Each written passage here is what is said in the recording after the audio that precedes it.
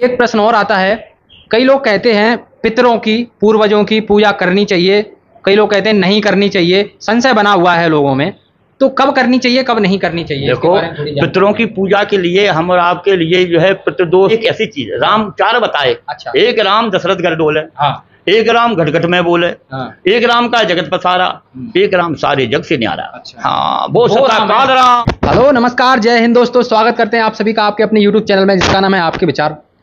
तो जैसा कि आप सभी को पता है, मैं हर वीडियो में आपके लिए एक नई कहानी स्टोरी लेकर के आता हूं और आज ये संत भगवान हमारे यहाँ पधारे हुए हैं और हम इनसे चर्चा करेंगे और इनके जो विचार हैं जानेंगे। आप लोगों के कई सारे प्रश्न रहते होंगे, उन प्रश्नों के भी हम जवाब ढूंढने की कोशिश करेंगे महाराज जी से, और जहाँ तक हो सके महाराज जी बताएंगे। और कई लोगों के मेरे पास प्रश्न भी हैं, उनको भी मैं पूछने की कोशिश करूँगा। सबसे पहले महाराज जी का एक छोटा सा एड्रेस पूछ लेते हैं। महाराज जी अपना नाम बता दीजिए। मेरा नाम, सबसे पहले मेरे गुरु महाराज का नाम श्री श्री 1000 महामंडलेश्वर जगन्नाथ दास जी महाराज, लाल कोठी, अयोध्या धाम, गोलाघाट। उनके कृपा से पात्र श्री श्री 108 रामपाल जी महाराज, रामपाल दास जी महाराज, अयोध्या गोलाघाट से पधारे हुए।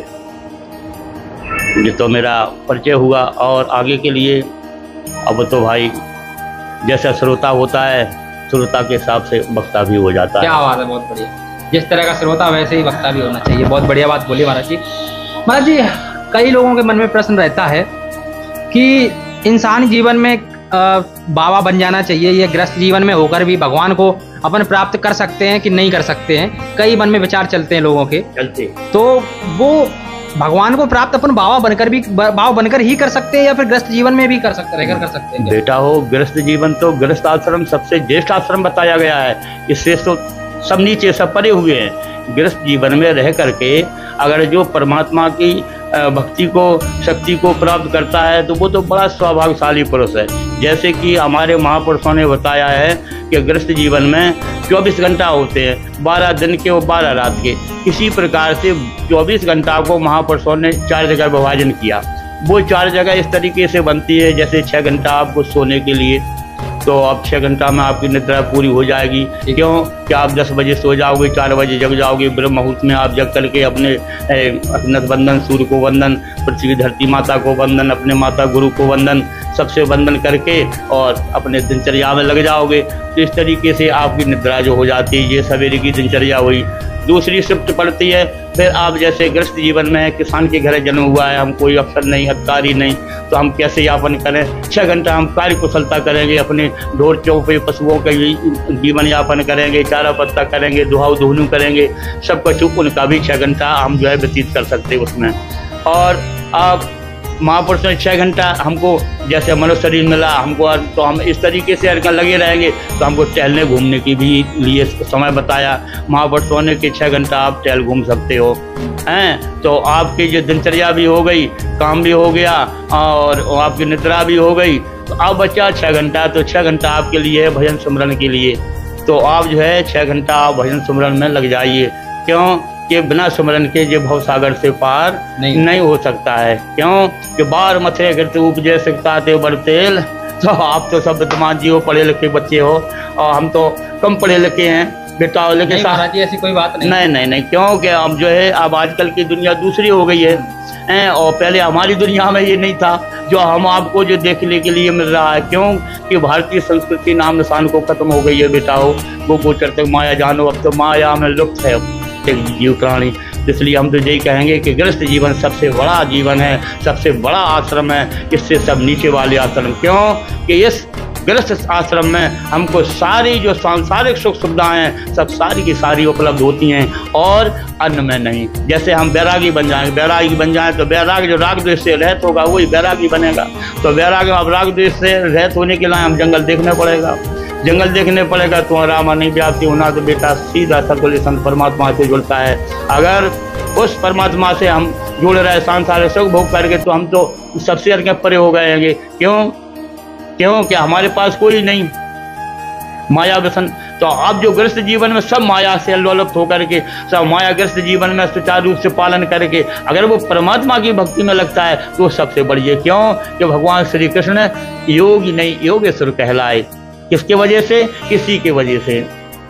महाराज जी, आपने 6 घंटे बताए भजन करने के लिए, जी। लेकिन हम देखते हैं कलयुग में इंसान को 1 सेकंड का भी समय नहीं मिलता भगवान के भजन करने के लिए। समय तो मिलता है लेकिन वो उनका सुमिरन नहीं करता है। तो ऐसा कोई सरल उपाय बताइए जिससे कि उसका इस जो भव सागर से उसका नाव पार भी हो जाए और कम से कम में भजन में काम चल जाए। बेटाओ, इस तरीके से तो ऐसे संत महापुरुषों ने बताया है कि एक घड़ी आदि में पुण्याद और तुलसी संगत साधु की हरे कोट अपराध। अगर उसको सत्संगत मिल जाए, भूल जाए, तो जो है वो 15 मिनट, 1 घंटा और आधो घंटा आदि में पुण्याद, तो 15 मिनट का समय अगर वो सत्संग में जीवन उतार लेवे अपने आप में, तो हो सकता है उसका पार हो सकता है, कि उसका जीवन पार हो सकता है। महाराज जी, अगला प्रश्न हमारा ये है कि कई लोगों ने हमसे पूछा है, जैसे वो पूजा करते हैं तो पूजा की अलमारी में क्या है कि एक फोटो में कई भगवानों की फोटो रहती है, फिर उस जैसे मान लो शंकर जी की, उसी में गणेश जी की, उसी में किसी और की, ठीक है, और फिर दूसरे में भी मान लो हनुमान जी की है, उसी में राम जी की, उसी में लक्ष्मण जी की, फिर अगली में भी मान लो एक लक्ष्मण जी की अलग है। ऐसे कईयों भगवान की कईयों फोटो होती हैं। कई लोग कहते हैं कि एक भगवान की एक फोटो होनी चाहिए पूजा की अलमारी में, या फिर पूजा की अलमारी में कई फोटो होनी चाहिए, क्या होना चाहिए, थोड़ा बताइए इसके बारे में। देखो बेटा, वैसे तो ये बताया संत पुरुषों ने कि पूजा तो एक ही की है और फिर एक से अनेक है, प्रभु के अनेक रूप हैं, और पूजा के करते समय वहाँ तो भाई पूजा अलमारी में तो एक ही भगवान, एक ही फोटो होने चाहिए, और बार बार जो फोटो होती है तो उससे हमारा ध्यान मग्न हो जाता है कि हम किसका स्मरण भजन यापन करें, किसका करें, हम किस को करें।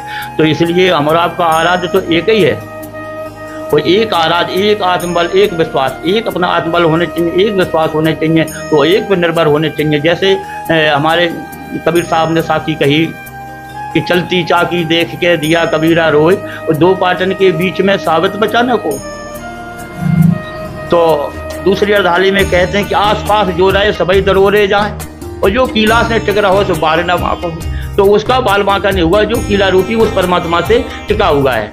अगर वो कीला रूपी परमात्मा से अलग अलग को होगा तो वो घिस जाएगा, नक्टा पूजा क्या तो न कहते हो गए चून हो जाए, वो निकल जाएगा। इसलिए तो हमारा आपके लिए सच्चा आसरा केवल एक ही है, उस परमपिता परमात्मा का। अगर हम परमात्मा का सहारा पकड़ के कोनो किसी भी काम करेंगे, छोटे से छोटा, बड़ा से बड़ा, तो आपको पूर्ण रूप से सफलता मिलेगी। अब ऐसा तो है नहीं बेटा कि बोए अप्रैल बबूल काम कहाँ से हो, जैसा बीज बोगे वैसा आपको काटने को मिलेगा। तो आपका कहने का मतलब है भगवान एक ही की पूजा करो, वो एक ही सब में समाया हुआ है। तो जिस भगवान जैसे मान लो कई लोग होते हैं वो ये कहते हैं कि जैसे गणेश जी हो गए, शंकर जी हो गए, राम जी हो गए, विष्णु जी और ये अन्य भगवान हैं, सबकी करते हैं। आपके विचार से सिर्फ एक भगवान की पूजा होनी चाहिए? एक भगवान की नहीं बोलते, एक ही है भगवान। अच्छा। जैसे गीता में भगवान श्री कृष्ण ने कहा, हे अर्जुन तू जिस रूप में भज वो मैं ही हूँ। ठीक है। देवता, महादेव, माता, तुम जिस देवता को मानते हो, हनुमान जी महाराज, तो बोले हम ही समाये हुए हैं सब में। ठीक है। हम ही सब में समाये हुए हैं, तो इसलिए तब बे समाये है, तो बस बिनी की सब लीला माया है। बेटा हाँ, गो गोचर तक माया जो सब उन्हीं की रची हुई है। जैसे कई लोग मंत्र जाप करते हैं तो उनको किसी एक भगवान को लेकर ही उनका मंत्र जाप करना चाहिए या सभी भगवानों का मंत्र जाप करना चाहिए? देखो ऐसा है, मतलब हर देवता के मंत्र अलग अलग हैं। अलग अलग हैं। अच्छा, वो हर मंत्र में शक्ति अलग अलग है। आप जिस देवता का स्वाध्याय करेंगे, स्मरण करेंगे, वो देवता अपने धाम तक को पहुंचा सकता है, परंतु उस जीव को परामुक्ति दिला नहीं सकता। अच्छा, जीव को मुक्ति दिलाने वाला नहीं है, मुक्ति दिलाने वाला तो और कोई है, वो सत्ता सारे संसार से अलग है। अच्छा हाँ जी, तो मुक्ति दिलाने वाला ही साधन चाहिए हमारा। हाँ, तो मुक्ति देखो भगवान के अनन्य भक्त होते। कोई भक्त तो कहता है कि बार बार पद पंकज के पास रहूं, हे प्रभु जब जब जन्म मरे हम आपके चरणन के सेवादार हैं। और कोई भक्त कहते हैं कि हमको धन दौलत माल खजाना चाहिए, पुत्रता आदि सब, रोजी रोजगार धन संपत्ति मांगता। कोई अनन्य भक्त हैं। और कोई भक्त देखो, हाँ हमारी बिंदी द्रौपदी जी का मांगी थी कि हमको कष्ट दो, अगर प्रभु प्रसन्न हो तो हमें कष्ट दो, दुख दो। क्यों? कि अगर हमें सुख मिलेगा, हम संपन्न हो जाएंगे, हम आपका स्मरण भूल जाएंगे, इसलिए हमको कष्ट दो तो हम आपका स्मरण भी बरामेश करते रहेंगे। तो भगवान के अनन्य भक्त हैं। तो कोई तो मुक्ति चाहता, मुक्ति वाला तो जो परम गति को प्राप्त हो जाता, आवागमन से रहित हो जाता। अब भक्त तो अनन्य हैं। अब कोई तो सायोज मुक्ति चाहते हैं कि हम बिल्कुल सदैव चले जाएं। मेरा कहने का मतलब महाराज जी ये है कि यदि अपन राम राम राम राम कहते हैं तो क्या अपनी मुक्ति नहीं होगी? बिल्कुल बिल्कुल, जैसे भोजन करने से पेट भर जाता है, ऐसे ही भोजन करने से पुण्य फल उसको जरूर मिल जाता है, निस्संदेह बात है। कुत्ता खाता हो उसी में खिला देना, तो मुक्ति हो जाएगी। बिल्कुल बिल्कुल बिल्कुल। तो उल्टा नाम जपा जग जाना और वाल्मीकि भय ब्रह्म समान। आपने अभी ये कहा कि भगवान के धाम को चले जाएंगे यदि आप उनका जाप करेंगे, लेकिन वो अलग ही है जो वो अलग से। देखो राम एक ऐसी चीज है, राम चार बताए। अच्छा। एक राम दशरथ घर डोले, हाँ। एक राम घट घट में बोले, हाँ। एक राम का जगत पसारा, एक राम सारे जग से न्यारा। अच्छा। हाँ, वो सदा काल राम। अच्छा। वो आज पर्यंत से तब कोई नहीं था, तब राम भगवान आदिदेव महादेव ने किसका भजन किया? राम। राम। तब राम जन्मे नहीं थे, महाराज दशरथ तब राम को भजन करते। तो वो राम है, वो राम रोम रोम में रमा हुआ है। ये तो ये महाराज दशरथ के ना जो मनुष्य शरीर में आए, या धरा भूमि पे भार उतारवे के लाने प्रकट हुए और धरा भूमि पे बिन्ने भार उतारे, निशाचरों का वध किया और देवतन की रक्षा की। तो गो और संत कहते लीन मने जो अवतार, गो और ब्राह्मण संत के लिए उनने अवतार लिया था।